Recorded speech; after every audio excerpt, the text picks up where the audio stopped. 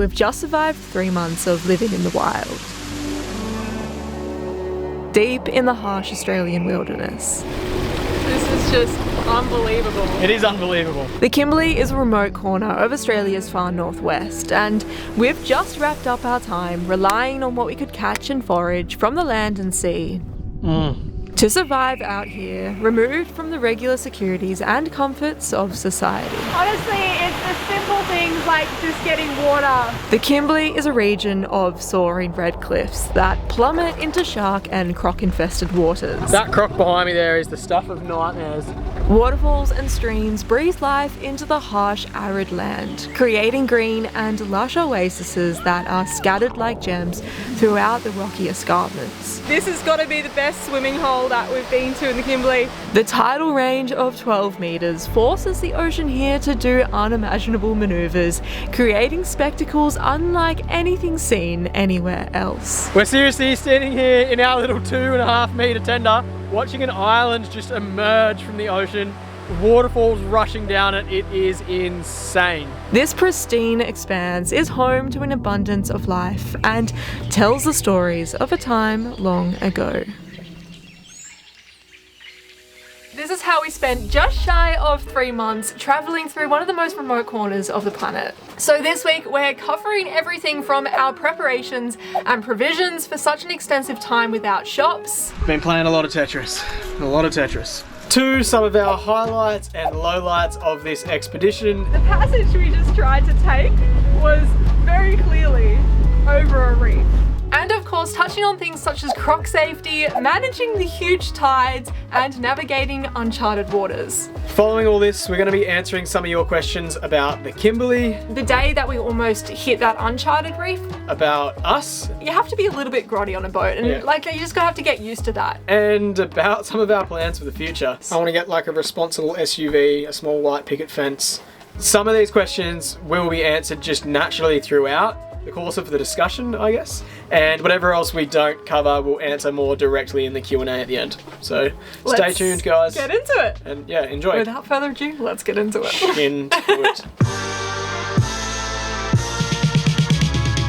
So the first thing we're going to discuss today is naturally where it begins, the preparations for the Kimberley, what we did to get ourselves and Nakama ready for a trip of this magnitude, I guess. So Nakama started off as just a wee boat, and I guess she's still just a wee boat, but she has now quite a lot more aboard her to make her kind of like a significant wee boat. I refer to it as the evolution of Nakama, and we sort of jokingly say that by the time we finish this lap of Australia, Nakama will be the perfect boat to sail around Australia.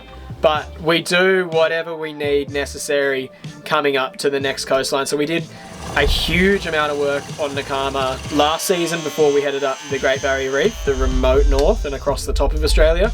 And again, we had a huge amount of work just to get her ready for the remoteness and the self-sufficiency that we required up in the Kimberley. It's funny though, like when we refer to the evolution of Nakama, when we started, Nakama didn't have an autopilot or any instruments or everything. We just navigated from like the Navionics application on our phone, and that was it. The very first thing we ever did to Nakama was an autopilot. Look at how beautiful this display is. And that was our like first season, and then when we got to Queensland, the next big upgrade we did was a chart plotter. What is this? Oh, I completely forgot about this. Did you actually forget? I actually completely forgot. I thought you were taking the piss, and I was like, I can't believe that we finally have a chart plotter. Yeah, Nakama's a new boat now to what she once was. So in Darwin, the last stop before the Kimberley, we did a whole bunch of upgrades and added a couple of different things aboard Nakama for this trip. This included getting things such as a new tender, a new outboard, a new anchor, a new chain, and doubling the length of our chain, extending our communications. We doubled our power supply, and we also got a new sail. Look at it! It's a sail! The reason we did all of these things will probably become evident as we continue the discussion, but that's the physical, is that the right word? Preparations we did aboard the vessel. The mental preparations, we did heaps of yogi work, a bit of, The other thing that we did is took a pretty decent inventory of all of our spares and made sure we had a few of everything. We didn't want to be relying on anyone else out there but ourselves, because you can't. So like a rough idea of what this includes is just like a variety of like bolts and screws, filters and oils and belts and just electrics and stuff. So we could basically replace any of the disposable parts on board the boat. I think we had a spare water pump, spare starter motor, stuff like that. And also we basically have the things to fix anything that would break. Yeah, or jerry rig, like fix to an extent that we would find adequate to then sail to somewhere we could fix properly, essentially. So just like spare anchor, we'll get into that as well. A little, yeah, you got to have a little shed. Every boat needs a good shed. Unfortunately, we have a small boat, so it means we have an excruciatingly small shed where our guest bedroom used to be, but every boat needs a shed nonetheless. Yes. Every expedition boat, that is. Just calling her an expedition boat's a bit... Yeah. Yeah, she's our super yacht. I'm going to call her an expedition boat. She's our expedition She's our yacht. expedition vessel. Yeah. Are we really washed out right now? Maybe. So basically we were as confident in Nakama as we could possibly be. That was until she started taking on water and we had to get a little bit of an emergency haul out. That was still in Darwin. That was sort of disaster strikes, really. Like, we were as confident as you could be in the vessel, and then, yeah, we started flooding again. So again. That's one thing we would say is, like, you got to be confident in the boat. We were taking on a little bit of water. Sometimes we've been pretty blasé up until now. We've been like, a little bit of it's a slow leak, we're fine, but not going there. We didn't want to start the trip with a slow leak. So we lifted, we fixed everything. It set us back a bit in time and money. It was not something we intended to do. It was not ideal. I think we were about to like throw in boat life at that point. We'd pretty much spent all of our money. Every penny that wasn't in the sort of budget. The upgrades that we did for the trip weren't cheap. We'd been working our asses off and saving, but we'd spent everything in preparation because we were just about to push out, and we were like, oh, we're going anyway. So we were just like, we just need to do this last little bit of spending, and then we're out of here, and then we can stop spending. Yeah. So we did that last bit of spending, and then we had to get hauled out, which was not a part of the plan, and we were like, shit. Which leads us to the other interesting thing that we only want to mention now. The reason it was so important that the boat was just schmick. And we can, And we can only say it now. We can say it now that we've safely gone through the Kimberley. Nakama actually wasn't insured. So basically we had insurance for the top end of Australia. However, insurance companies, like the back end people, are always changing the rules and then telling the company what they can and can't do. And then the company tells you what you can and can't do. Parent company, you mean? Huh? The parent company. Yeah, the parent company. Like, what do they call them? Like, something... overriders. The overriders. So basically, like, we were fine for the top end of Australia, but while we had been sitting in Darwin, obviously things had changed, and we let them know of our plans, what we were about to do, and they said, sorry, you can't do that. Well, you can do it, you're just not going to be insured to do it. So we had third-party insurance, however, we didn't have full comprehensive. So basically that means if we did wreck Nakama on a reef, we would be covered for the cost of collecting Nakama off that reef. An environmental disaster. An environmental disaster cost would be covered. However, we would not get paid out for Nakama. Yeah, so obviously we wanted the boat to be as ready as possible anyway, but also especially because she wasn't actually fully insured. Yeah, it was interesting. The reason they stated as to why is they didn't want to insure a vessel up there for less than 100 grand. Nakama's not valued at 100 grand. I don't know many 34-foot boats that are, but we even hit them up and we're like, dude, we're happy to pay the policy on 100 grand policy for it when we're there. We wanted the boat to be insured. It was shocking news for us, and in the end, it was one of them crappy discussions where this happened, and then the boat started taking on water. But like, we had to have that discussion of like, we'd put everything into our planning and the upgrades we'd done on the boat to get the boat ready to do this part of the trip. And it was kind of like, do we just have to leave the safety net and live a bit and like roll the dice, run the gauntlet. So I mean, you're always as careful as possible with the boat, even with insurance, but Nakama is everything, and everything that we own is Nakama. And so I think it was a little bit nerve-wracking going, okay, like if we lose her, obviously that's not our goal, and we'll always be as careful as possible, but obviously shit happens. And so it was a little bit nerve-wracking knowing that we weren't covered, and basically if we lost Nakama, we would lose everything. And that's life though, hey? Sometimes you gotta risk it to get the biscuit. And it was and Pantanius, by the way, if you're wondering who the insurer was. So that's insurance. Anyway, research. I think we got another question from a patron on this. So, how long and how did you research the Kimberley trip? It certainly appeared like you knew all the best spots, including some super remote and hidden ones. So basically, with the Kimberley, we did do some research and planning prior to going into the Kimberley, but also we did a lot as we went as well.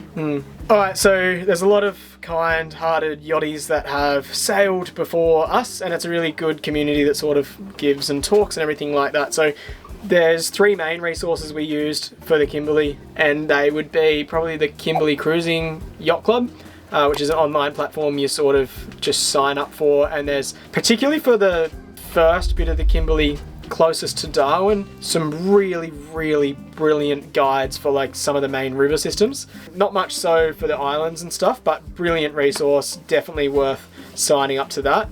The other great resource, again, that had some really great information about a select few places, was the Darwin Cruising Club, and they had just on their website some free resources you could use there. And then what had probably like a less in-depth but a more comprehensive coverage of the Kimberley, and will continue to use down the West Australian coast, the Fremantle Sailing Club puts out a free cruising guide for the whole of Western Australia, and if you pay or just cover the costs of the printing, which we did, because I always like to have a hard copy, they'll print it all out and bind it for you and send it out to you. So that will be what we'll continue to use down the coast, and that's sort of what we use to fill in the gaps between any of the attractions up in the Kimberley. But yeah, like sailors before you, pass on information. As you cruise, you meet people, and this astounded me when we first started cruising, because we were like nervous about the anchorages ahead of us, and so but you meet people and they go, oh yeah, I've been there, that's totally fine. They give you information about the place. You meet people along the way and you talk, and that's sort of like how you get a lot of information as you cruise. Some of the best information. However, you take it all with a grain of salt, and some of it just completely ignore, because you get a lot of pessimistic information too. Yeah, definitely, for sure. You have to choose what you listen to. But in Darwin, I suppose, yeah, I guess relating to that for the Kimberley, obviously once we got to Darwin, the Kimberley is like only a 2-night sail from Darwin. It's so close. So a lot of cruising yachts there obviously had been to the Kimberley, and that was their local cruising ground.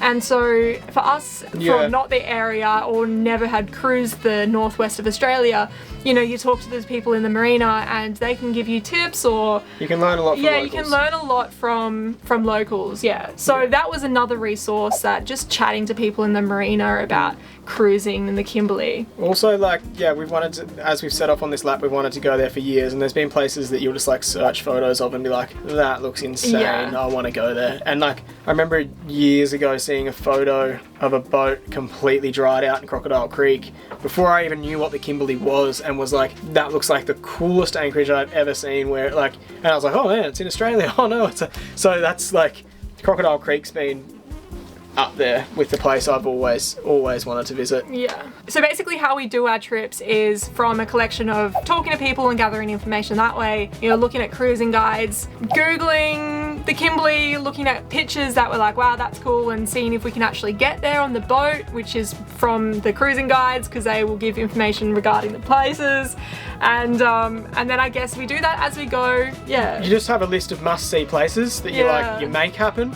And then in between that, you just sort of figure it out on the fly, depending on what the wind's doing. Alright, so while we're on the topic of research, one thing that did confuse us quite a bit, and it was a little bit tricky to navigate, but it's kind of simple once you nail it, is permits for the different Indigenous nations that are there. Most of the Kimberley is held by various different native titles, so you need different entry or visitor permits, it's sort of like somewhat easy to describe like a visa to enter their lands or waters and whatnot. And some sites, I think we might have mentioned it, like the Squatter's Arms, we were able to get water there, but in the past sailors used to go swimming and stuff, but that's no longer on. So all the most up-to-date information and everything about that, I think the easiest thing for us to do rather than rabbit on about it is just put some info. We'll leave like maybe all the relevant links that we found. Yeah, do your own research. In the description below for you to work out how to go about that. I believe, actually, since we've had discussions about, like, with a few people about some of the confusion we found there, in the most recent update of the Fremantle Sailing Club, it should be in there. So, and that should exist as of now too. So, if that helps. You will, however, need to sort those permits out prior to going into the Kimberley, because there is no reception in the Kimberley at all unless you have a Starlink. Which was one of the things we upgraded in our comms thing. Yep. Few questions. We always get questions about Starlink. But People are so curious about Starlink. Yeah. I think we had one saying, like, could you do the Kimberley without Starlink? 100% you could. And people have been doing it before. Elon Musk's been putting satellites in the sky. To be honest, it'd be one of the easiest cruising grounds to do without it, because every day the weather's just beautiful and the wind is bugger all. And if the wind does come in, it's never like it's always unsailable. from the same direction. Yeah, you'll be right. So you actually, it's probably the, as far as weather conditions and wanting weather reports, it's been the most consistent cruising ground we've experienced. If you're there in the right season. Yeah, and if you had your tide charts, because that's important, we were checking them every day on the internet pretty much. But, you know, it just means you have to do a little bit more preparation, and by all means you could go there without a Starlink or other satellite comms. Starlink for us was completely necessary, and we are so incredibly grateful for such technology. Yeah, honestly, I don't think we would have been able to do the Kimberley so extensively without it. For us personally, not due to like navigation and all that, but purely because of our online work that we do. We originally thought that we would have had to defer uni and rush through the Kimberley to quickly pick up uni again. We didn't have to do that. We could maintain doing our courses, and we also could obviously upload videos for you guys and communicate with the outside world too, which was kind of nice, to be honest. People ask about the costs too and the plan and stuff, so we may as well just discuss that now. We have like the RV version. Our dish is the RV dish. The way the map works is whenever you're anchored, we're generally speaking anchored close to land for protection, and the map is like coloured in with honeycombs, if that makes sense, and they always stick out to the water a bit. So pretty much any island within Australia is counted as mainland, and any of the waters remotely close to that you would ever consider being anchored in within the RV Roam edition. So that's what we use. It costs us about $189, just shy of $200 a month. But yeah, it's our livelihood. We work online, we study online, so it's a no-brainer for us to spend $200 a month on it. Hardware costs, I guess, always changes. When we bought our first dish, because it's a story, but our first dish, they were 1,500 Australian dollars, and our half price was $750. So I thought that was awesome and bought one. Subsequently, it didn't connect because Elon Musk played a joke on me, and it was called Stinky, and I was in a marina, and you think that's a stink boat. Anyway, there was nothing wrong with our dish. I thought it was broken. I didn't have time to wait on a warranty because we wanted to leave Darwin, and then they were now on sale for $200. So I was like, screw this, I can't be bothered waiting. I ordered a new one, and I was just going to return what I thought was the faulty one. Turns out it wasn't faulty, so I just gave it to Miles. He was very happy. He was stoked. And then I just kept the $200 one. Yeah, so hardware was bugger all, and roughly $200 a month for those of you that wonder. And we just use the RV plan because everyone always asks us. Yeah, and Edmund, he also said, do we regret not getting Starlink earlier? I've been watching it for a while. People always probably were seeing YouTubers in the Med and in the Bahamas, because everything happens over there before little old down under Australia. But basically, it wasn't available in Australia, let alone Northern Australia where we were. True. When it rocked up here, it rocked up in Sydney, but not in the actual, funnily enough, remote places where it was needed. We got Starlink the second, essentially, we had a mailbox we could send it to, and it was available in the regions we were cruising. So yeah, we got it as soon as possible, so no, I don't regret not getting it sooner. Because it wouldn't have worked. Anyway, that's Starlink. That's Starlink. All right. Woo! So This has already been a long episode and we're only just getting started, folks. we're on our second battery already. We are up to provisions. Provisioning. Now this is going to be a big one, so buckle up because, yeah, we needed a lot of provisions for this amount of time spent in such a remote location. Fuel. Fuel. Put the numbers on the screen.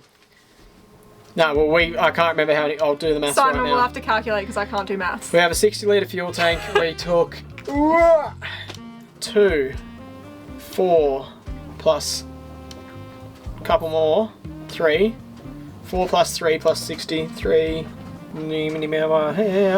220, and that's the same maths I got last time. So we got 220 litres of diesel. Oh yeah, and how much petrol? Yeah, so petrol, we have 40, 50, 60, 70 plus a thing, just shy of 80 litres of petrol.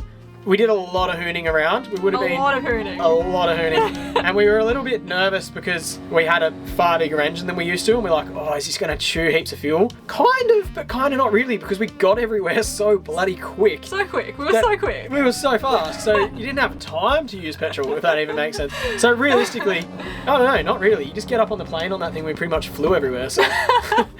So fuel is definitely important to carry, and you'll probably find yourself carrying a lot more fuel into the Kimberley than you would in other locations. 100%. That is for a few reasons. From Darwin to Dogleg Creek, there's essentially no real fuel stops, but there's a few quirky things you can do if need be. This would be super desperate, but there's like charter boats at places like Horizontal Falls. It's not been unheard of for yachties in a really dire situation to hit up a bigger charter vessel, because you do cross paths with them up there. There's a few air bases. But this is like desperate. This is kind like of stuff. desperation. Yeah. So but you don't want to rely on that. no, kind of definitely stuff. not. So as far as you're planning, You want to take a lot of fuel. yeah, you don't Because want to there have to is get fuel. only a couple of solid places that you can fully rely that there will be fuel. Yeah, and we found a really good one. And if you pay the caretakers, the traditional owners of that land, basically, like, we gave them $100, they gave us a lift, 4-wheel driving basically through the bush to a nearby town. We made it. Where we managed to fill up a few jerry cans for just shy of $4 a litre. $3.75 goes on as my PB, my personal best, as the most I've ever paid for a litre of fuel. That was, to me, 100% worth it, because we just finished the 2 really big river systems and burnt a lot of diesel. We were getting a little bit nervous because the next fuel stop for us Was was Dogleg. Dogleg Creek, and that's months basically on the other side of the Kimberley when you're just about to leave the Kimberley, and that was a while away. We had just come from Darwin, we had done 2 river systems and motored quite a lot, and it was also like overcast, so we had to run the engine quite a bit for batteries, and we'll also cover that in the battery section. Yeah, so we kind of had a small freak out going like, oh, we're burning way more diesel than we had planned to, and we managed to find in the cruising guide that Honeymoon Bay you could go get some fuel, so we got a couple of jerrys there, which kind of like saved our asses really. Funnily enough, when it came down to it, it didn't save our ass. When I worked it out at the end, we would have just made it to Dogleg Creek without it, but it took the pressure off and it took the anxiety away, so Peace of mind to for just, that alone, Yeah. it was 100% worth Yeah. it. So all up, from Darwin to Dogleg Creek, we would have used roughly 220 litres of diesel, and say roughly like 70 litres of unleaded. The only thing that I would say to people that are like going to use this as gospel and stuff if you're doing your own planning, for the amount of time we spent there, if we weren't spending a lot of time at uni and editing for YouTube, we probably would have spent more and more time zipping around in the tender and doing fishing missions and stuff like that. So you'll spend a lot of time in your tender. The only reason our fuel burn was probably there is because we spend a lot of time, well, a lot of days Sitting not inside. exploring and doing things like uni and stuff that if I think we weren't at uni, we would have been exploring and using more unleaded petrol, for sure. And on the topic of diesel and fuel, you do a lot more motoring in the Kimberley than you do sailing. So like normally, of course, being a sailboat, you rely on your sails to get you around. However, in the Kimberley, it's a lot of motoring. We did have some good sailing days, but so someone also asked, on average, what would you say the percentage of was sailing to motoring? So in the rivers, you just motor. All inland, it's motoring. Yeah, and then when you're traversing between different Islands off, a little bays bit and stuff, offshore. yeah, then you get some sailing in. But then again, one of the beauties of the climate in the Kimberley is the winds are always pretty relaxed. I'm not Anyway, going to tell you a percentage. It's kind of hard to know, but you do more motoring than you would sailing. Put it this way, sure. from Airlie Beach to Darwin, we used 120 litres of fuel, and from Darwin to Dogleg Creek, we used 220. So like, you use a lot more fuel than you normally would. Okay. Alright, so gas. We just thought we'd chuck this one in because it might be fun for some people. We have a 9 litre swap and go gas tank. It normally lasts us about 3 months. We refilled our big 9 litre gas bottle before we left Darwin, and it got us all the way through, but we did carry a little reserve 2 litre one. And we like having that too, because we've at times have mates that have run out of gas, or you meet another sailor that's run out of gas somewhere remote, and it's just a cool little, like, you just give it to someone. Like, sometimes with that thing of us carrying parts and stuff, sailors are always happy to, like, help out, so it doesn't hurt to have something some that spares for other people too. Yeah, too. So Yeah. that way we know that if we ran out of gas on our big bottle, we've got like 2 to 3 weeks to get to somewhere with gas. Yeah, we were super comfortable with gas. We had no Not even thought remote. of rations Not on even- gas no, wasn't even across our minds. phased. Yeah. So that was all good. Water. Water is a fun topic because I think we had so much fun with water in this trip. There's no need to pack water bottles when you're going on an adventure around here because you've got a whole big water bottle right here. Firstly, we'll state that Nakama has 150 litres of water for our tanks. On top of 150 litres, we took 70 litres of water in our jerrys. So that equated to 220 litres of water. So the one thing that brings us to land first is always water. Normally with the reserves that we've just mentioned, we can last about 3 weeks before we need to fill up the tanks. However, in the Kimberley, we were able to go closer to 3 months. That was purely because we were able to essentially live off the land water-wise. So this was a really fun thing for was cool. us to do. I love it. I love just like going and collecting water. When water collecting is this easy because there's so many waterfalls, it's just the best. So much fun. We loved getting water from the waterfalls, the streams, It's beautiful. It's got like that nutty, earthy taste. and in one case at Squatter's Arms from like a hose that was Yeah. plumbed into the mountain. How good's when you hear a story and it comes to be true. Yeah, we loved that, and that kept us going this whole time. And we were able to have like, normally we would have saltwater showers. We were able to like freshwater shower, wash our, we were This clean. is the cleanest we had ever been in our whole entire cruising And life. our clothes were pretty clean Yeah, too. we could wash our clothes, we could wash ourselves. Man, we were living in water heaven. The Kimberley has so many waterfalls, and honestly, we made good use of it. I think almost every single one of them. So we had a question relating specifically to the water, and that was from Taya. Is the fresh water filtered before drinking? We didn't filter any of our water. The mountains filtered it for us. Yeah. And we've never felt better. No, we didn't. When we were filling up our jerrys with these waterfalls, we would always make sure that obviously we're going for a stream that was flowing, and also we'd always make sure that we didn't put where the hose was gonna go, like not in the algae. We'd always try and like keep it above like the algae if there was algae, and keep it above where the water was flowing and it was clean. We're still here. We're still didn't die. alive, we're still here. Honestly, like I no don't crazy see bugs that we're aware yeah, of. like we didn't. Yeah, like I mean, if we saw bugs, we wouldn't have collected water where there was bugs. Maybe we can't drink this though.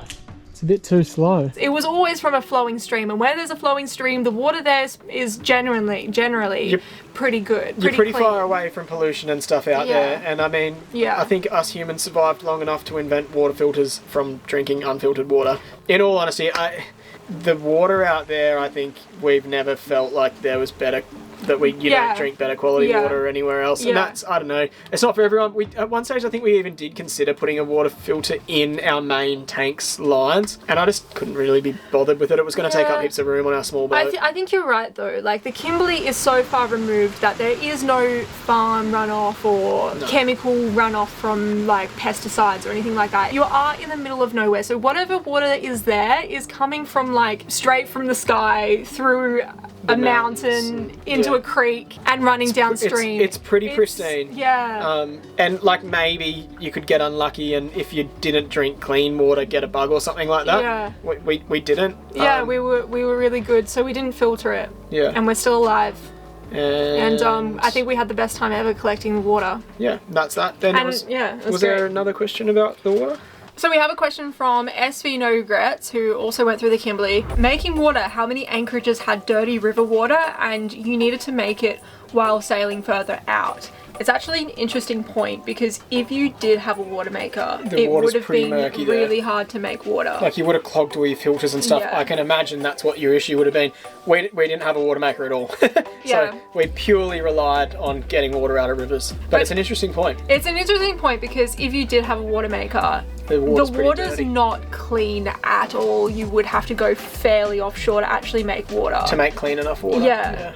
I don't know, like, is it easier just to go collect water then? Probably not. We need a lot of carrying jerrys down waterfalls.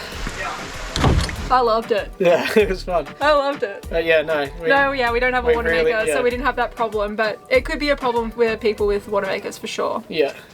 So, moving on to our food. In every crevice we could possibly fit food, there was food. We made a new hanging spot because we've got new levels of amounts of vegetables on the boat. Lots of stuff. The water line was pretty low because we had all the extra water and fuel and parts and everything too. So it was we were pretty nervous when we were loading it all on. Thinking like, where are we gonna stop? I remember there was someone, like these guys off like Shenanigans, the marina. They were like, we had like trolleys full of food. We'd go back and forth because we like did a dry food shop. Then we did like a booze run, and then we did like a veggie run, and like it was just constant back and forth. And these guys were just watching us going like backwards and forwards, going like, how does a boat our size fit that much stuff on board? But we managed. We figured out a way to fit it all. So one of the reasons why we had to stock the boat so full to the brim with food was basically from Darwin all the way to Broome.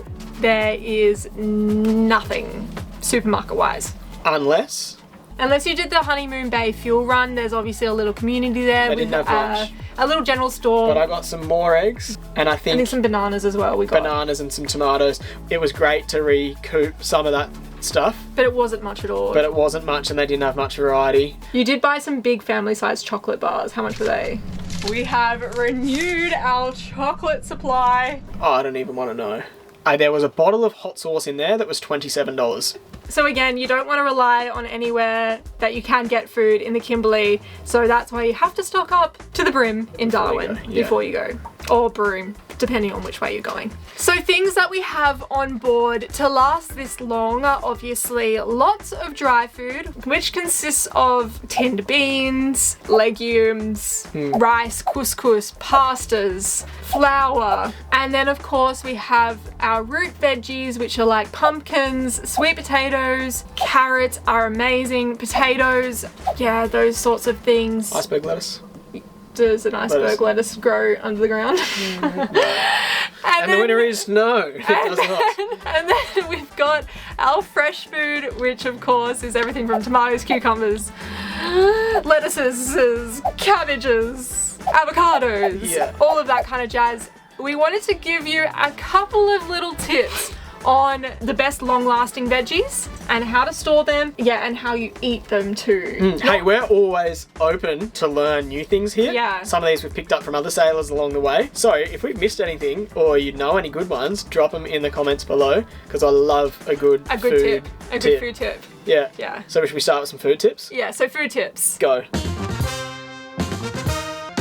Okay, so the best long-lasting foods are cabbage, carrots, pumpkin, sweet potato, which are better than normal potatoes.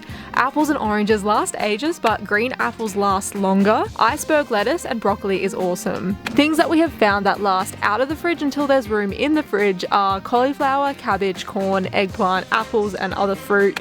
But as soon as there is room, get these into the fridge to extend their life. Some food tips are keep your onions away from everything. Root veggies to go in a dark, cool, and ventilated spot. Fresh veggies in the fridge should go in a sealed container with some paper towel to absorb moisture.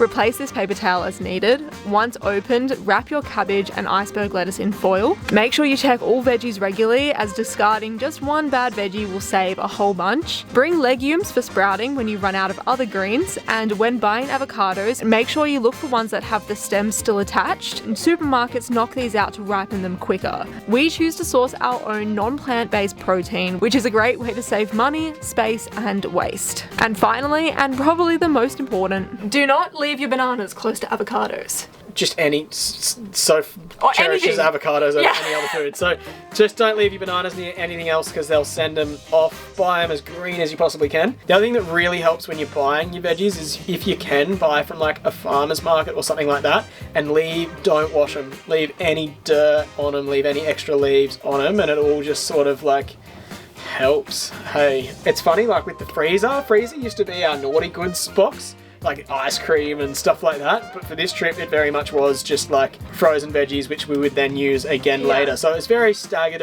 it was planned. So we actually had a lot of questions regarding provisions. So we sort of already covered this, but what were your food provisions for such a remote cruise? We've already said that. And how did that go? Should there have been more? So We couldn't have fit any more. we packed the boat to the absolute brim. We took as much as we could, really, and that was all we could do, was just took as much as we could. Another question was, did we have a backup plan if we were to run out of food and water? Well, we've already answered the water. We've never been more abundant with water in our whole cruising life. That's why we keep the cat on board, because we figure we could get at least a couple days out of a couple of good honey soy kitten cat legs. No, the Kimberley's one of them places you could well and truly live off the land. In the boat. Yeah. Woo! Clean it up here. We did a little bit well with catching some fish. We also foraged oysters. Well, we've got a nice little dinner haul. We wouldn't have run out of food completely because we could have just been eating like Fish and rice. or if we couldn't even get a fish, we wouldn't have died. Yeah, like We food could have gotten really boring, Really but we never bad, ran out. but we wouldn't have run out and we wouldn't have died. And you I could have think- gone and sucked on some native flowers to avoid scurvy or something. Yeah, but I think also if you're getting that severely low on food, that it is looking like you are going to completely run dry of all things grain and flour and anything like that, obviously you kind of stop what you do and you have to get a move on and head towards somewhere where you can restock. So no, we were never really worried about running out of food. I don't know, personally I really like the challenge of catching your own food and Yeah. stuff. It's one of the things that makes it so fun, I guess. Yeah, for sure. Yeah. Cool. We thought it would be important to bring attention to our battery bank and power supply, specifically for this cruising area, because it was different to anywhere else. Yeah. Why is it different to anywhere else? So we had suspicions that we might want more power, and we wanted even more than that, it turns out. We're upgrading our battery bank. We're addicted to lithium now. We're addicted to power. I seriously am though, I'm so addicted to power. It sort of like clicked at one point when I was thinking about these really high cliffs that we're really excited to see and stuff. You're also cruising the Kimberley in winter, which means shorter days. So you've already got shorter days on the solar, and then you've got a significantly reduced amount of sunlight when you're anchored up next to these high cliffs. And the weather's so placid, so we generally speaking rely pretty heavily on our wind generator as well. So I was like, all right, the wind generator is going to be a no-go. Which means Especially because we're so protected in the cliffs that we didn't get any wind up the river systems. the anchorages are so protected. So we got like hardly any solar and hardly any wind. So luckily we were motoring a bit, which gives you a little bit of power. Even then our alternator only puts in like 25 amps when we're motoring, and like we're a pretty power hungry boat, so it's particularly when Soph's editing, when we're charging drone batteries and we've got the freezer going, which is fully stocked, and the fridge, so like there's a fair bit of just residual power being used on the boat. It's hard to get power in. So I think we mentioned earlier that was a contributing factor to the amount of diesel we burnt, because we would sometimes just have to run the engine on anchor. So some people might consider bringing a little petrol generator and pissing off their neighbours. Would have been handy at times because you don't often have neighbours. But that could have been really handy at times. We never really considered having a generator on board until this trip, and we kind of went, oh. The main reason a generator came to mind was because I realised we had quite sufficient amounts of unleaded on board. The diesel was more precious to me than the unleaded at the time, and I was thinking, oh, I wish I could burn some of this unleaded for power rather than always having to use the diesel. So before we went for this reason, and we didn't realise how severe it would be, the inability to get power into the boat, we doubled our battery bank in Darwin actually. Oh, welcome to the construction site, batteries.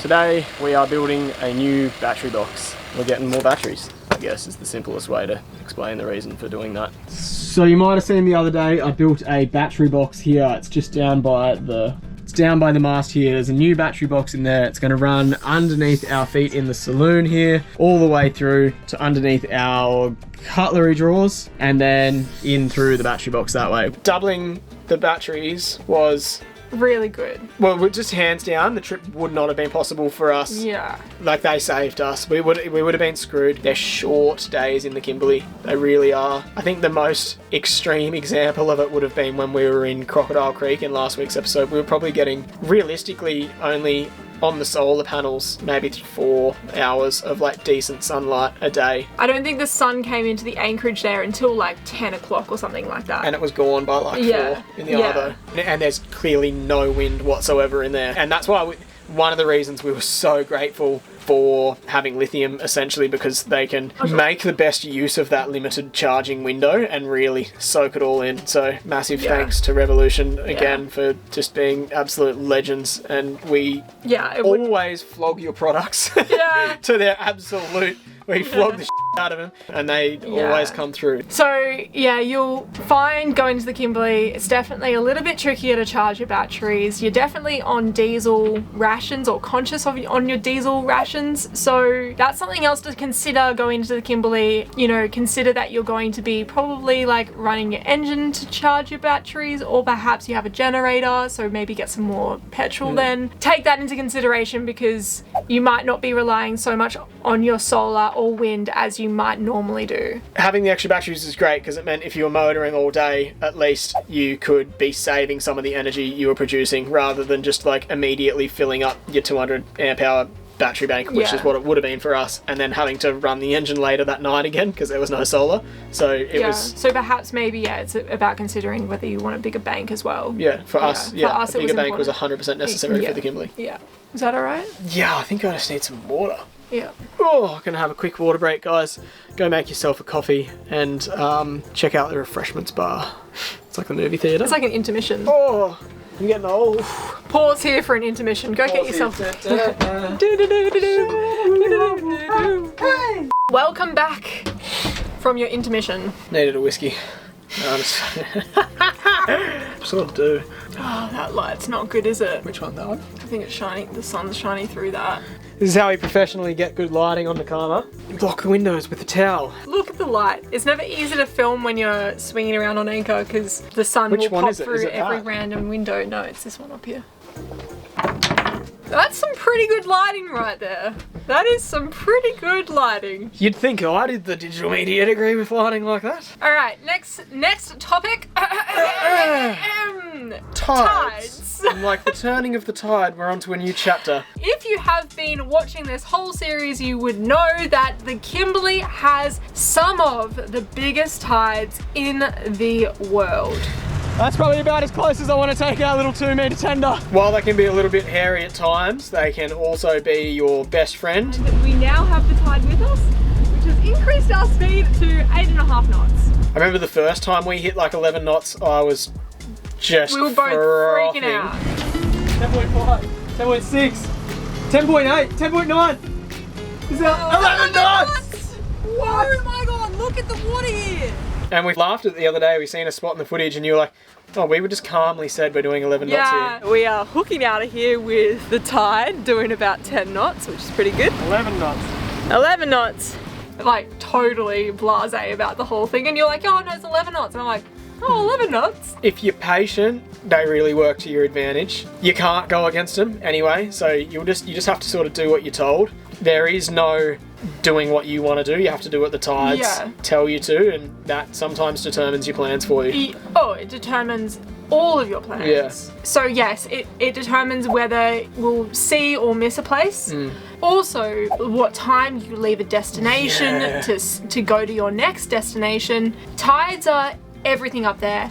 We didn't check the wind once while we're in there. You don't need like to. the wind forecast, we didn't look at because every day was pretty predictable. Some days we had the odd windier day. Wind wasn't what we were concerned about. Tides. The tides are what we planned everything around. Yeah, that's one thing that's also different in the Kimberley. You don't have to look at the wind. We didn't. We literally didn't. We just popped out from an anchorage and go like, oh yeah, the wind's doing that today. Alright, good wind.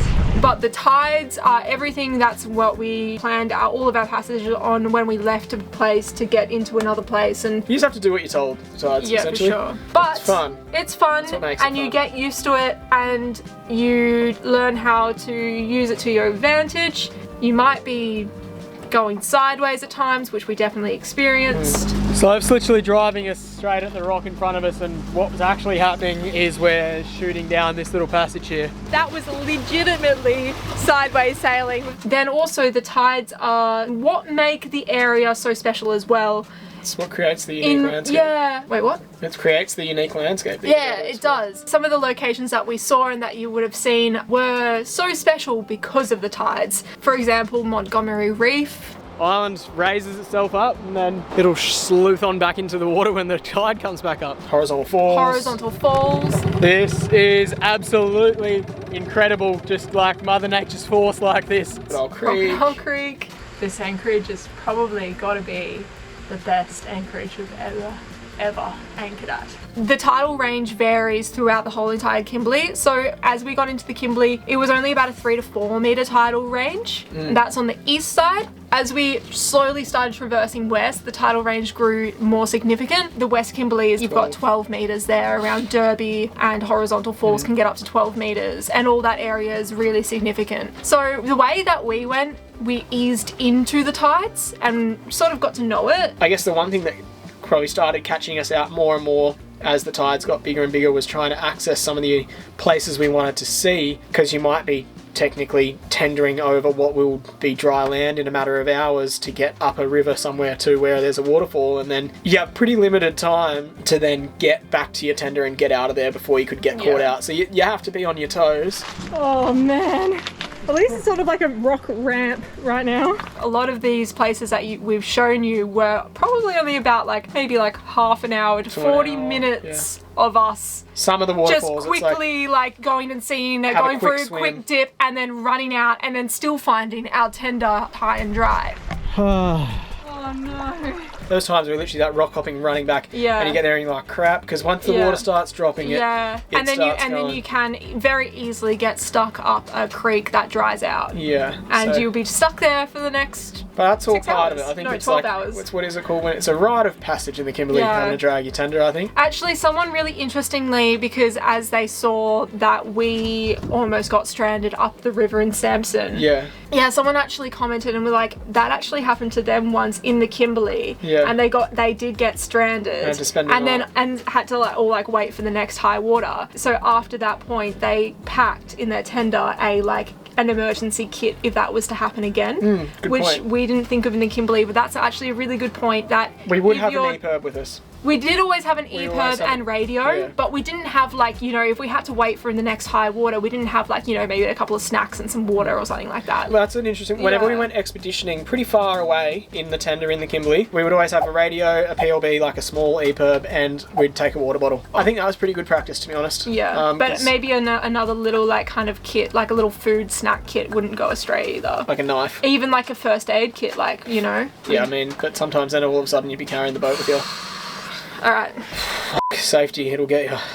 So one of the things we mentioned earlier that we upgraded was the anchor and chain, and that was because of the tides we've just been discussing. We didn't have a whole lot of chain back in the day, so we wanted more, because it's not that you're anchoring in incredibly deep water, it's just that whatever you anchor in, then the tide's going to come in and you're going to be in 12 metres more water. So you use a lot of chain scope. The other thing is you want a good anchor, This right here is the new Rockner. because the power of the water when these tides are changing is a lot of tug on your anchor. So we wanted a decent anchor, because our other one used to just drag all over the shop and struggle to set. And you don't want to be struggling to set in some of these tight, confined spaces. So get the best anchor you can afford. We reckon get a Rockner, but get the best anchor you can afford and that you feel comfortable with. And again, for us, our boat wasn't insured when we were up there. An anchor's the best piece of insurance you can get as a cruising yacht, I reckon. Anyway, in saying that, we kept our old anchor as a spare anchor, which is an interesting consideration to have.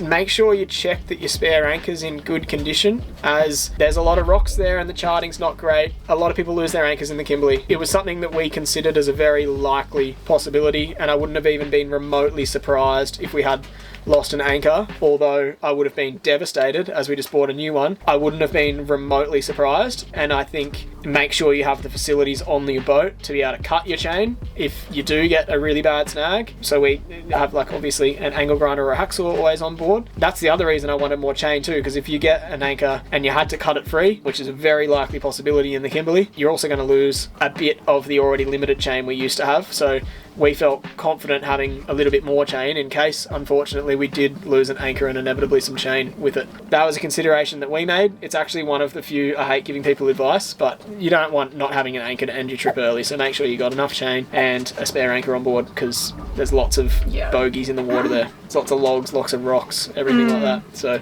the other anchor that might be a necessity, or is kind of a necessity, is a tender anchor too, and kind of enough line to make a pulley system for your tender. Like at least 20 metres. It's a bit of an interesting process to get ashore sometimes, because a lot of the places are like you're anchoring off rocks, and obviously with the tidal difference, if you have your anchor tied up to a rock and the tide goes out, your tender's going to be sitting on rocks. So to combat that, we sort of had to come up with a bit of a way to keep your tender offshore, and then you also need a way to bring it back in so you can actually get back into the tender without getting eaten by a crocodile. Without getting eaten by a croc. It took us some practice the first time. It took us, like, I think the first time an hour to get to shore. We've managed to do this. That's it out, that's as far out as it wants to go.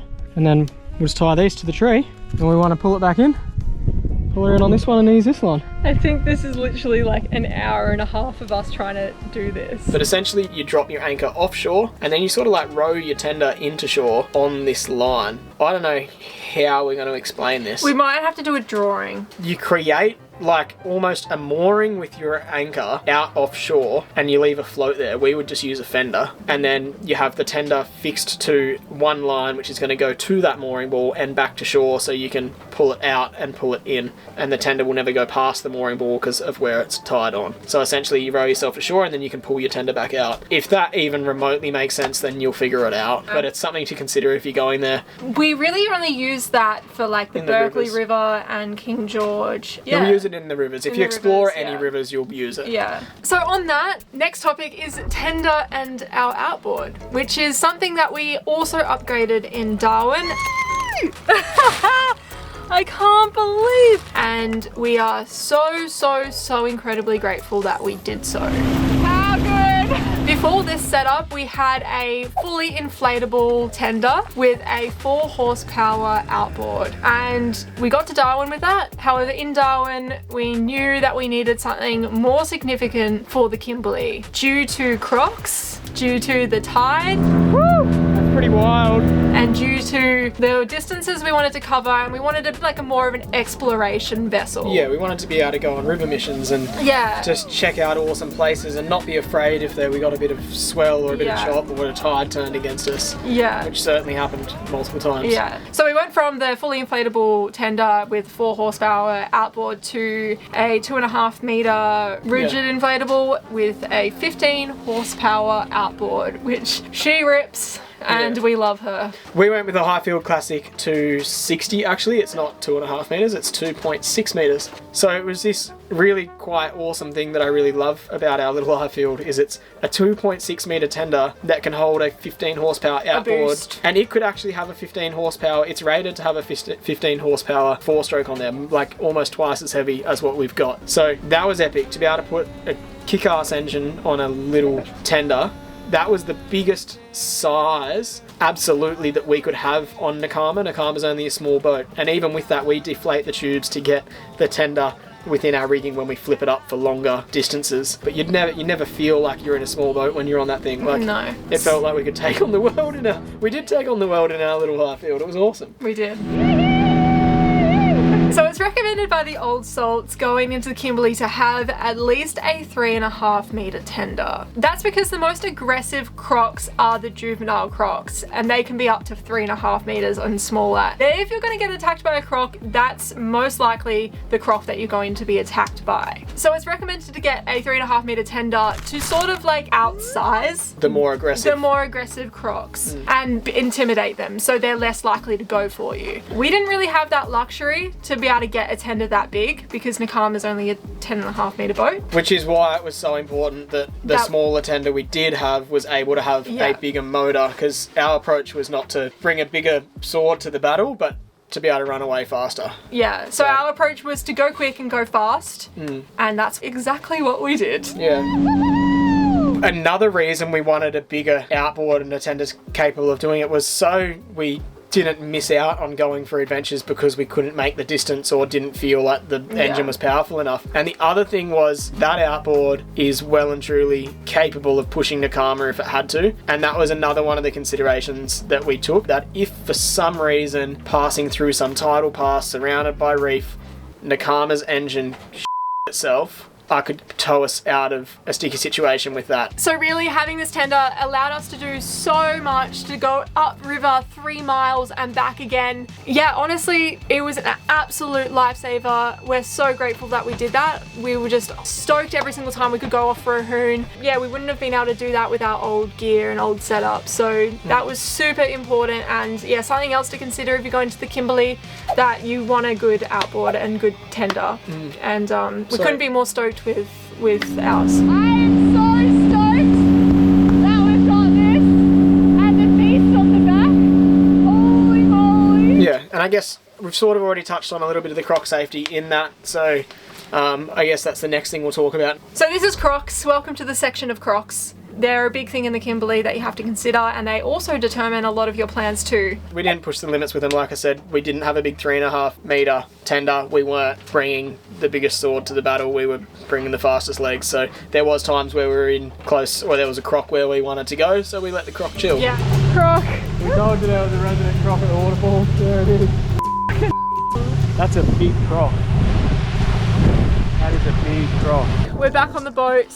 That croc sort of changed our plans. You sort of have to just be like, okay, that's a croc, and we don't want him biting our tubes. Yeah. The other thing that we took into account was to not sit on the tubes when we were pottering around. Yeah, we would sit in the We middle would of the always tender. sit inside the tender and not on the outside of the tubes. The other thing that we did every single day, pretty much before sundown every day, is we would lift the tender. You might see in some shots of our tender flying high in the sky, and you might be like, why are they doing that? That was because it's most likely if you're to leave your inflatable tender in the water overnight, a croc will get a little bit curious or maybe hungry and Just take a little take chew. a love bite. Yeah, have a little taste of your tender. So one thing about being deep into croc country is that you can't leave your tender in the water overnight. And I'm not saying this because of like, oh, rumor has it, but literally our friends that just came through here, they're just a little bit before us, had their tender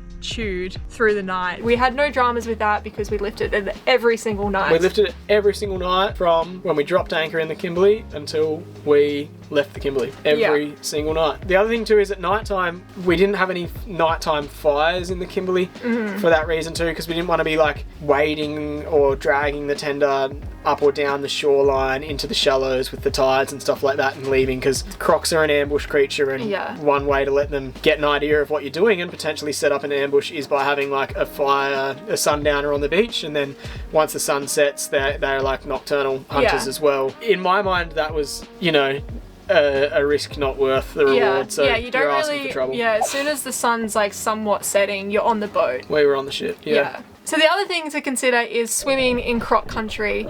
Obviously, you're definitely not swimming in any salt water unless you're absolutely insane. We weren't swimming in the salt water, however, we were swimming in freshwater pools by waterfalls and streams and stuff. And how do we evaluate whether they're safe enough to swim or not? You got to take into account always where a spring tide could come up to and whether a croc could get in on a spring tide or not have to walk too far. So although there is a perfect swimming pool here, it's a little bit too low to sea level, and on spring tides the crocs crawl in because they're able to as this floods on spring tides, and they find their way to these pools. So we're not going to swim in that deep pool just in case there's one lurking. And the other thing to take into account is following the wet season. You cruise the Kimberley in the dry season in winter, but following the wet season, it's a really significant wet season up there with widespread flooding and everything, and the crocs can move around in floodwaters a lot there. So particularly beginning in the season, if you were one of the first people to pass through, you'd really be checking any of your freshwater pools, because saltwater crocs are fully capable of living in freshwater for a bit. Okay, they warn you can see a croc anywhere up here. We've just found one on the cliff in the waterfall. Saltwater crocs can definitely be in freshwater, so you still have to be cautious and check before you go diving in. Quick croc check, I'll check it for you. Be careful! Because there for sure could be one. There. That's why we always swim in, like we'd be looking for waterfalls to swim in, something with a bit of height, a bit of elevation to get away from the salt water that make it harder for them to get there, and then you never just rely on that, you always do it, you always check. Probably the one other croc safety thing, and it's kind of just like yachting, boaty knowledge anyway, is like obviously if you get a fish, leave the frame away from your boat, out of the anchorage. You know, you don't want to be attracting beasties like that towards your home, but also like yachts, generally speaking, use the same locations as anchorages, and you don't want to create a culture with predators of finding fish frames there. So like even just for sharks and stuff like that, like it's courteous and wise to not just don't drop your frames near your boat. You should never do that, even when crocs aren't around, even for sharks and stuff like that. So we have a question from Lindor asking how many crocs did we see approximately throughout your whole Kimberley season? You see a lot of crocs in the rivers. Basically, if you're in a river, you'll see them. Inland, you'll see them. Definitely crocs in here. Offshore, obviously you have to still trust that they're still there, but I don't think we saw a single croc offshore at some of the islands. In the rivers, you can lose count. Yeah, like, so many. It'd be hard to count. On a low tide, you'll just see on a riverbank, you'll be like, there's one. That croc behind me there is the stuff of nightmares. There's one. You'll just be like cruising on the Mothership down a river, and they'll be on the banks everywhere. So. And that's cool. Like, you don't go to the Kimberleys and not want to see a croc. Like, we were so keen to see a croc. To see them. So, don't know how many we saw though, but it's hard to it'd be hard to know, but a lot in the rivers. In the rivers, yeah. So on the topic of scary things, what was our scariest moments or closest calls? And both of these times had to do with tides, reef, charts. and charts. Lack of charts. Or one of them lack of charts and one of them had charts, but tide. So in one instance, we basically found an uncharted reef with our depth sounder.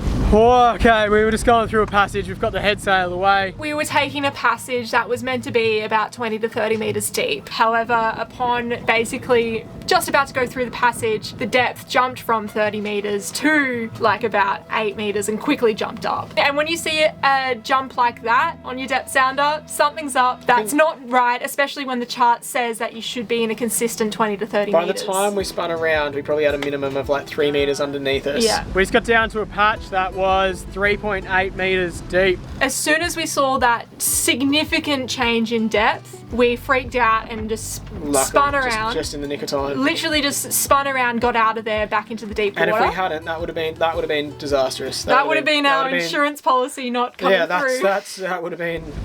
That would have been well and truly dry if it wasn't high tide. The chart said the lowest astronomical there was about 20 meters. That was really interesting. And yeah, we looked at the satellite imagery after that and we were like, holy moly, that island and that island are fully joined by reef. Yeah. The passage we just tried to take was very clearly over a reef. Another bit of an exciting thing for the day. And we had one other pretty scary moment going through a couple of passages that were very, very tidal influenced. We're doing like 6 knots and 7 knots of wind. It's nothing to do with the tide. We've just gotten really, really good at sailing. Yeah, no, it's got everything to do with the tide. As you would have seen, we were basically going sideways between 2 islands and we were pointing basically north, knowing we were going west into the next channel. So it's literally driving us straight at the rock in front of us, and what was actually happening is we're shooting down this little passage here. It's just so insane knowing that we're basically facing 90 degrees off where we actually wanted to go to get where we were going, if that makes sense. And not only that, but there was reef off the islands that we were sort of trying to get over the top of. We just had to scoot past a big reef just there. Essentially motoring flat out, we were pretty close to getting swept sideways onto a reef. Yeah. Like just trying to go in a straight line, the reef's next to you.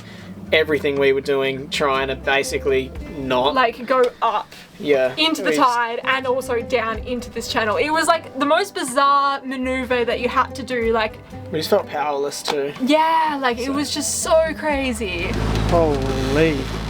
This is insane. We are literally just sailing sideways. That was a pretty hair-raising moment. Very tidal influence that could have been a disaster as well. Boy, was that a little bit hairy. That was probably the most that we've felt the tide up here. You know, you always get told you're gonna be sideways sailing. We have been doing a little bit of that, but that was legitimately sideways sailing. But all of this is made worth it, and just by some of the best things in the Kimberley that I just don't think you can find anything like it anywhere else on the planet. So some of our highlights, and I think we'll do a little like emotional highlights recap reel here, hey? Yeah, this is it. Soph will do some insert Soph's master editing of a bunch of cool places that we saw.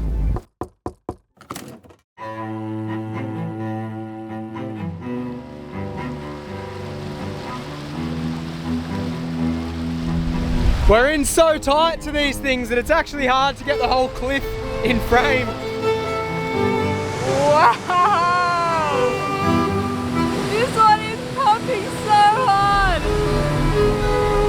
In planning to come here, I didn't think anything would be this spectacular.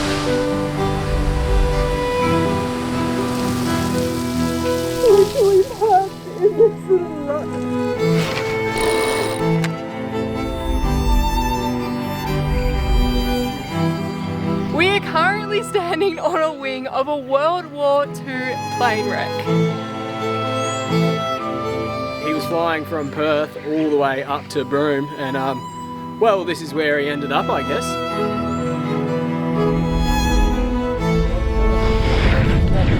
Yes, bro! Yes!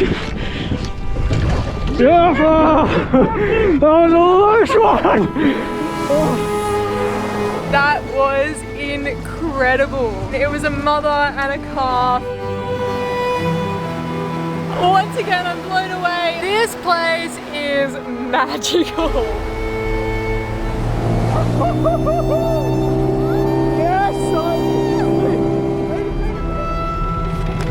This is absolutely incredible, just like Mother Nature's force like this. It's not often you can sit in a spa bath out the front of a waterfall, which is a swimming hole. There's another one above it apparently, and then you're looking down on your boat. Oh, I'm gonna miss you, Croc Creek!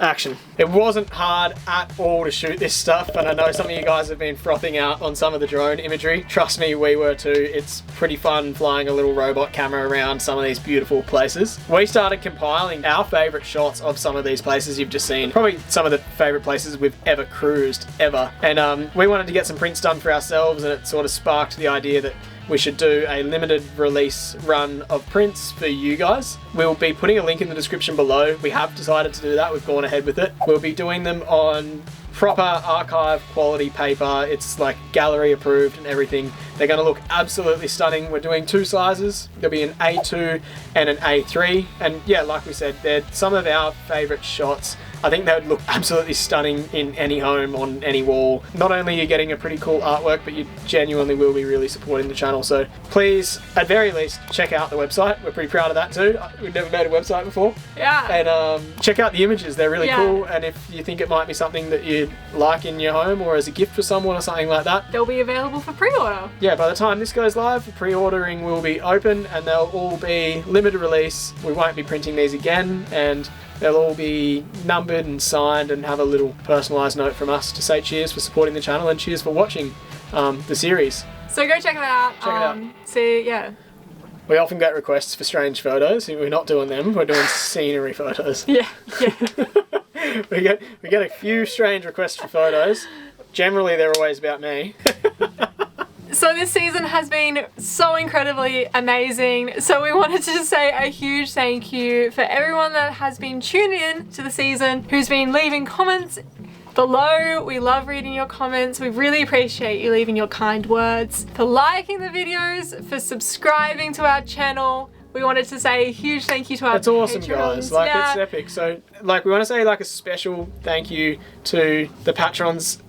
Massive thank you to you guys. Like, you're the bread and butter of this thing. You're truly, like, the lifeblood behind making the show possible.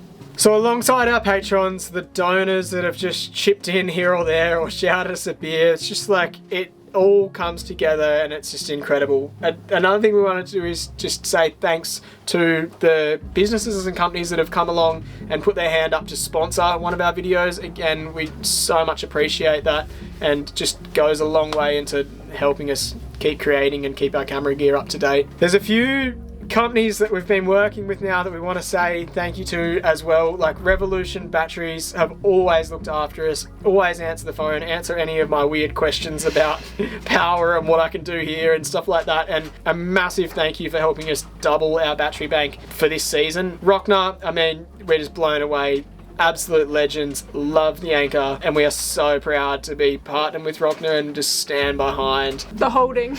we stand behind Rockner. No, we do. Like, we're so fortunate and proud to be able to share with you brands that we genuinely love, and we're so honoured to work with some of the cool companies that we do. Highfield, like, thank you so much. The new tender for us has just been life-changing, essentially. Other notable mentions like Ullman Sales for just somehow very last minute when we decided we needed a new mainsail and we wanted them to do it. And we're like, we're going to need it in Darwin in 2 weeks. Can you make it happen? And they did. So like, Ullman Sales have always just gone above and beyond for us. Family-owned business, legends. Thank you. Yeah, thank you guys. Not We really only- appreciate it. Yeah, not only Ullman Sales, but Portland Road sailing in the Whit Sundays. Like, when he saw that we'd been in a construction site trying to get the boat ready for this season, took pity on us and invited us out on one of their beautiful vessels for a very, very much needed holiday. John takes a lot of pity on us. He does take a lot of pity. I think he thinks that we're out here on this little thing and should be on the lagoon. But Yeah.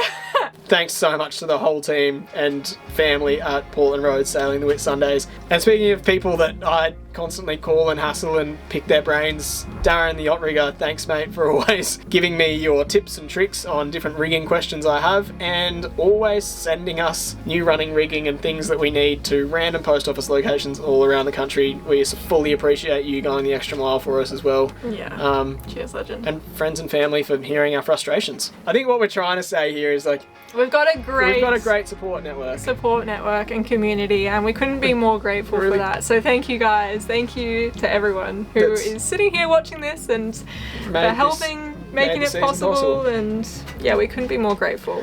And last but not least, let's get into a Q&A. So the first question we have is from Lozzie. How much are your expenses weekly or monthly on average? So average part of that's good. In the Kimberley, we didn't spend a cent other than some very expensive diesel and some very expensive chocolate. So we sort of spend a bit of money in preparation to leave, and then we don't spend anything at all. So it does average out, but I would say for us, living on the boat is probably cheaper than renting a house. We don't have power bills, we don't have water bills and stuff like that. It's just maintenance and upgrades. Every season, we'd probably drop shy of 15 to 20 grand worth of upgrades and improvements on the boat, and then we can generally do a full food provision for just shy of a couple grand. Really, it's probably about $1,500 depending on how low we've let our dry stocks go, and then we can live off that for ages. So rough estimate. A rough estimate, if you averaged it out, we'd probably spend like a couple grand a month. So this is a question from one of our patrons, Danny. Thank you, Danny, for being a Cheers, patron. What are both you guys studying for, and how long till you're completed your studies? Simon is studying law, and I am studying digital media. Hence the videos. And we finish our degrees, this year, end of this year, we'll be graduated, hopefully, if all goes to plan. Freaky, eh? Yeah, so yeah, this is our 4th year studying, and should be our last. We always get questions around the study and stuff, and one of the questions we get is, are we both intending to be lawyers after this? Given the answer to the last question, no, only I am, and yes, I am. I do want to be fully qualified. However, in an increasingly online world, there are becoming more and more opportunities to be flexible in life. It wasn't long ago that you couldn't do a law degree from a boat while sailing around Australia. In fact, I think I may very well be the first person to Oh my do gosh, you probably are the only person. Surely. You'll be the only person to do a Bachelor of Digital Media while sailing around Australia. True. I obviously didn't study this because I'm not interested in it, and I would love to practice law. As to what area yet, I'm not sure. There's a few areas in mind I'd like to go into. I am trying to take into account something that has some potential for flexibility and remoteness down the line for sure. I think people always say, like, how are you going to go to a boring 9-to-5 desk job? Like, sure enough, I might have to cut my teeth and stuff and do some things Cut your at times. teeth. It's a phrase. But I think we'll always be doing our best to push the limits of how we can try and live as an adventurous lifestyle as possible. Okay, so we had so many questions coming in on this subject, and it is, what are our plans after we finish our degrees and the lap of Australia? I'm going to put them into the one question because they will coincide with each other, finishing the lap and our degrees. I want to get like a responsible SUV, a small white picket fence, and a 9-to-5 job that has good holiday pay and some moderate to respectable annual sick leave. I think people might actually be genuinely concerned So that's what we're gonna that do. is what we're Make a good YouTube channel. in store. We have a few things brewing already. Sophs, as always, got more things going on than me. We do have a few things brewing already. Firstly, what we've been discussing so far is that we are obviously going to close the lap to Coffs Harbour and then take the boat to the Gold Coast, where we will then haul her out and do a bit of a much needed refit. Over the years, we've done extensive work to Nakama. Like, she's a different boat to what she was when we started. Yeah. But because we've been living aboard the whole time, what has been neglected is the interior. So More so, yeah, Nakama needs a cosmetic refit. Yeah. Mostly like painting the hull, painting the decks. We need to move off the boat because we need to do all of Nakama's wood, like basically just sanding everything back and re-varnishing, because a lot of the wood is getting a bit water stained. It's hard to do when you're living on the boat, so it's mostly like cosmetic work that we need to do to her to keep her spruced, up to date, schmick. She is a boat born in 89, and yeah, like she's had a lot of miles put under her keel, and I think, yeah, she needs a little bit of a spruce up, get some new upholstery, just that kind of stuff. And then from there, we have some pretty ambitious plans. If the channel has enough support, we've got a bit of an idea brewing that we would definitely like to tackle, and we're very much hoping we can sort of make another dream a reality. It would be great after we finish our degrees to take a bit of a breather from uni and see what we can accomplish with this channel whilst not doing uni at the same time. Just give it like a red hot crack. Yeah. I guess in the gist of it, that's the plan. We would love to endeavour to create some truly epic movies. If fate would have it and it allows, if we have the means of doing so, then that's what we'd love to do. Yeah. So SV Karakia said, do you ever feel any anxiety with being so remote and on your own, and how do we deal with that? I think when everything's going according to plan, we don't feel anxiety at all, and that's us in our element. Being remote's why we do it. Yeah, we love being remote. If I could ever rename the channel, I'd want to change it to Slim and Soph Chasing the Wild, because for me, that's what it's about. That's what the passion is. That's what finding those places. We want to find like untouched, wild, and experience them while we still places. can. Yeah. And I just don't. That's what it's all about for me. So when we're getting remote, it's like that doesn't make me feel anxious. That's what I'm craving. Yeah. But in saying that, it leads into the preparation. Yeah. If I wasn't prepared and I didn't know the boat and I didn't know what we had and everything like that, and I didn't trust our abilities, then yes, I would be anxious if I was just out there. But it's like, we know what we want to do and we prepare for that, and that is to be remote. Yeah. I feel pretty confident that we can be self-sufficient and fix most things we would have to do to get back to safety if we had to. I think the only time that I can reflect that maybe might make us a little bit anxious is if, like, say the boat's not performing the best that it could, or something is playing up a little bit, things weren't going right, and then you start to go, oh shit, we are really far from, like, you know, being able to haul out or being able to get any kind of repairs or spares or something like that. So for sure when things aren't going right, but you do your best to ensure they do. Yeah, you do, but also that also comes down to preparation, because like you make sure that that's not going to happen and that you don't have to rely on services to get by. And obviously disaster could strike, and that could happen anywhere, and that's a risk you take for sure. Yeah. And I think in short answer to the question, like, that's not an overwhelming fear of ours, because we feel that we've done everything we can to avoid that. And we do everything we can when we're out there to continue avoiding that. Yeah. And that's, again, sometimes, I think I've used this phrase earlier in this, if anyone's actually watched the whole thing, but it's like, that's life, that's living, and that's like, danger is a common factor in living life, I think, if you want to like squeeze the juice out of the lemon. For sure. Calculated risks. Yeah. Anyway. That's that. Kira Watts asked what season month is the best time to sail in the Kimberley? Dry season or winter. Yeah, definitely winter time is the best time to cruise north. All of North Australia, not even just the Kimberley, like the whole north of Australia. Summer's cyclone season. Insurance, even though they didn't cover us, definitely wouldn't cover anyone at that time of year up there. Yeah. And just the amount of water that's moving, like there's big logs and trees in that, and just So short answer, winter or the dry season. Another question from Kira is, what are you most looking forward to on the West Coast? Diving. Super excited to get back in the water. So excited. It's been so long since we've been able to swim and dive. So I think that's what we're craving most. Yeah, just like croc-free swimming in salt water, spearfishing. I'm keen to go for a spear again. Keen for some islands like the Montebellos that we can go diving, and so we're looking forward to that. Stay tuned for that. So another question from the yacht artist is, what's it like trying to navigate without accurate chart data and charts? Yeah, like not ideal. Obviously you want like accurate charts that have really good detail on them.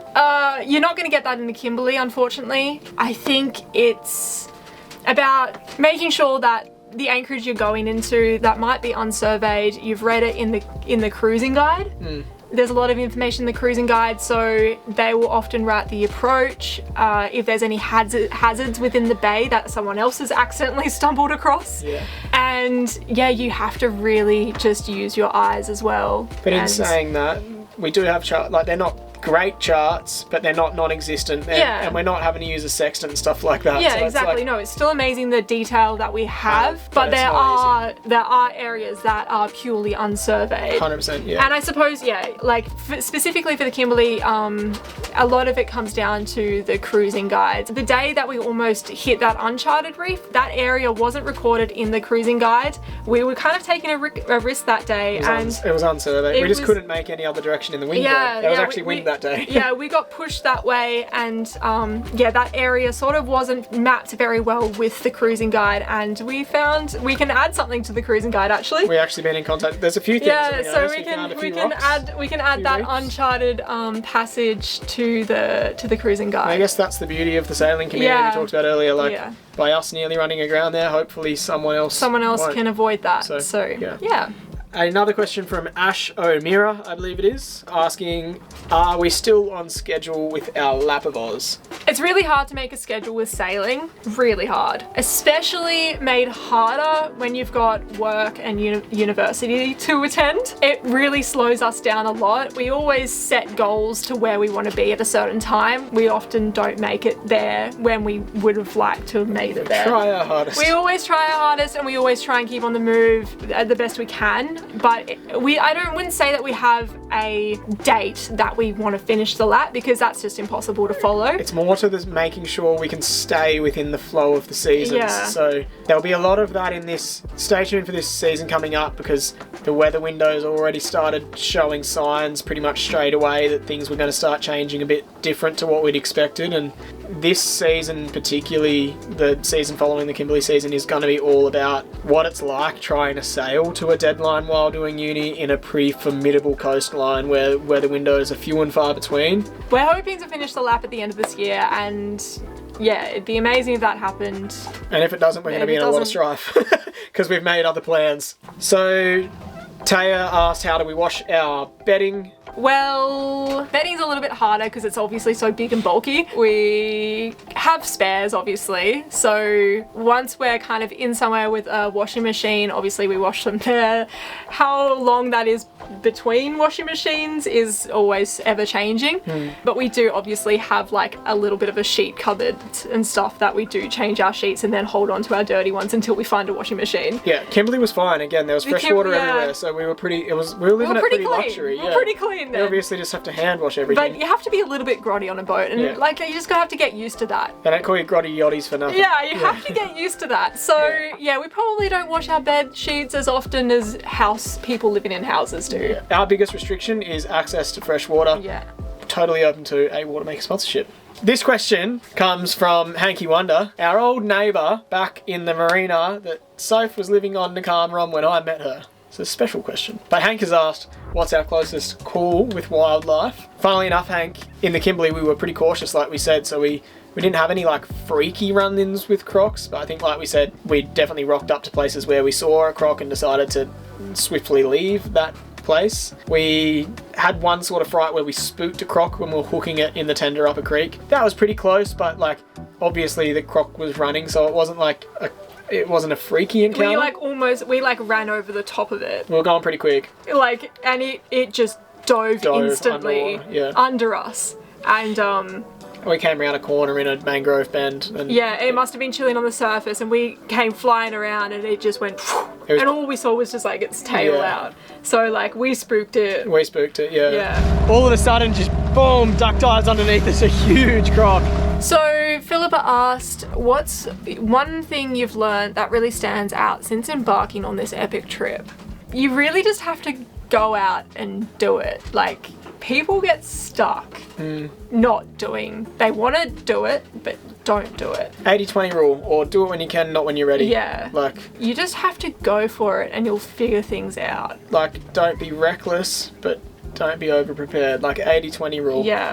Like I said, when we finish this lap, the boat will probably be ready to sail around Australia. We've just been doing what we need to do. The perfect boat never leaves the marina is another saying that I really like, because you never have the perfect boat, so you'll never leave the marina. But I think the other thing that we've learnt about ourselves, or I've learnt, is a lot of the skills we have now I never would have imagined we would have. And it's surprising what you can learn if you just have faith in yourself to learn, and no one was an expert at anything they did until they started doing it. And I think you can just trust in yourself that you're capable of learning, and I think that's one of the things that I've really learned about this, is just how much, with especially like the little nifty boat jobs and stuff, like how much that level of general knowledge has grown.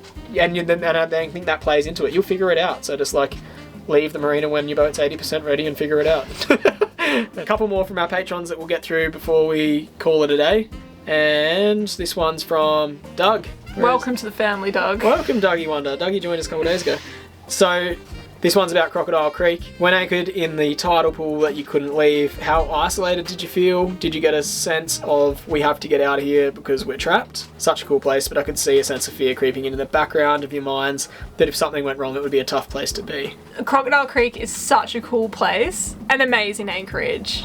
I mean, look at these shots. Like, we were so secure in there. I do know that when we left Crocodile Creek, I think I did feel a little bit relieved, because it is such a small space, and the days in there in particular are so much shorter because you're literally right next to the cliffs. As soon as we got out from those cliffs, I think I realized that I was actually feeling quite claustrophobic in there. Yeah. You know, like in the cliffs, and it being dark so early in the day, and I think I did feel a little bit relieved getting out and going like, oh my god, the daytime. Like, I think in saying that, safety-wise though, I would have felt safe in a cyclone there. Like, there's nowhere safer. Yeah. I feel like that was safe as. Literally. Yeah, it was a super safe hole, so no, we didn't feel insecure. We felt very, very secure. Okay, one last question from another patron, David. How would you rate the sailing level of skill/challenge required to do this trip? It'd be helpful to compare with your previous experiences, such as sailing the New South Wales coast and or Queensland coast. We have mates that just bought their boat in Darwin. This is like Tor and Jackie aboard Hagar that she would have seen a couple of times in a few episodes in the Kimberley. And that was their first cruising ground that they'd ever been in. Which is pretty wild, but it shows you that you can do anything that you set your set mind. your mind Yeah. to. And if you have like a dream and the confidence to go get that dream, then you can do it. You can do it. Every stretch of the coast that we've been on has unique challenges in that way. So like the tides and the charts are a really big challenge in the Kimberley for sure, but every coastline has certain levels of stress to it. And I think we touched on it earlier, by the time you get there, you will have learnt a lot of the skills. Like, you don't teleport there, so your skills sort of grow with you as you come closer to these like change points in the coastlines, and generally you have a little bit of a warm-up. Yeah, so I think you'll emerge from it a more skilled sailor, but I don't think you need to be the most skilled sailor in the world to go there. I think you'll pick it up. I mean, we picked it up quickly, you know what I mean? Obviously, we had never been into the Kimberley before, and we were a little bit nervous, but Healthy anticipation. Yeah, but I think, you really do just pick it up, and you get to know the area, and it just comes over time, doesn't it? Like, it's healthy to give places a little bit of respect, and I guess that comes out in the form of anticipation of what it might be like. But as long as you're turning your mind to it and not going in without forethought or recklessness, then you begin to find a method pretty quickly and what works for you. So you've got this, definitely got there, you'd love it. I think you asked that question because you've been thinking about it. Yeah. So I reckon you should definitely if you've been thinking about a place that you want to go, then 100% go for it. You'll love it. Yeah. Anyway, I think that was the last question. So this is the wrap up to probably a very long video. So basically there's a few exciting things to come, and we've sort of mentioned this year. We're hoping to finish the lap, we're hoping to finish our degrees, and we have another thing that we thought it was about time we share with you guys. So the exciting thing we have this year and next year as well is, well, some of you might know of my dear mother. You would have met my mum a few times throughout our little filming career, if you could call it that, on YouTube. Yeah. She's a pretty nutty sailor and likes to do some crazy things sometimes. And last year she asked if I would like to do the Melbourne to Osaka race with her in 2025. That's 5,500 nautical miles from Melbourne, Australia to Osaka, Japan, non-stop and double-handed. That means only 2 crew on board, and in this case it's me and my mum. So I said yes, naturally, because I'm like my mother and crazy's hereditary. No.